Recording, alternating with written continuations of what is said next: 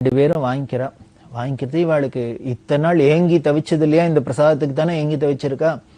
அப்படியே உணர்ச்சி வசப்பட்டா, கண்ணால ஆனந்த பாஷ்பம் கொட்டுறது தாரதாரையா, உருகின்னு இருக்கா. அப்ப பெரியவா அந்த பிரசாத தட்டை கொடுத்துட்டு சொல்றா, இப்பதான் நீ ஸ்ரீ வைஷ்ணவன் எடுத்துக்கோ அப்படின்னு.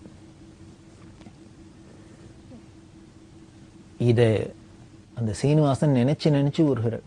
இப்ப பாருங்க லிங்க், முதல்ல இவா விழுப்புரத்துக்கிட்ட இருக்கிறதே பெரியவாள்கிட்ட இன்ட்ரடியூஸ் பண்ணிக்கிறதே அடியேன் ஸ்ரீ வைஷ்ணவன் அப்படிங்கிறது ஏற இறங்க பார்த்துட்டு நீ ஸ்ரீ வைஷ்ணவனா அப்படின்னு பெரியவா ஒரு பரிகாசமா கேட்டாப்புல இருந்தது. அது ஏன் அப்படி கேட்டாங்கிறதுக்கு இப்ப தெரியறது. அப்படின்னா என்ன, ஸ்ரீ வைஷ்ணவன் நான் அவன் இவன் சொல்லிண்டாக்க நம்மளோட குலப்பெருமையை சொல்லிண்டதுனால பேர் போட்டுண்டதுனால சரியா போச்சா? அதுக்கு உண்டான அனுஷ்டானப்படி ஆச்சாரப்படி இருந்தா தானே நமக்கு அந்த யோகித பூர்ணமா இருக்கு. இதை உணர்த்துறதுக்காக தான் பெரியவா அப்படி நாடகம் ஆடினா போல இருக்கு. இந்த பிரசாதம் கொடுக்காத பெரியவா கடத்தினத்துக்கு காரணம் இப்ப புரிஞ்சுது. இப்ப சிக சின்னத்துக்கு அப்புறம் இப்பதான் நீ ஸ்ரீ வைஷ்ணவன் அப்படின்னு சொல்லிட்டு இந்த பிரசாதத்தை கொடுத்தா அப்படின்னா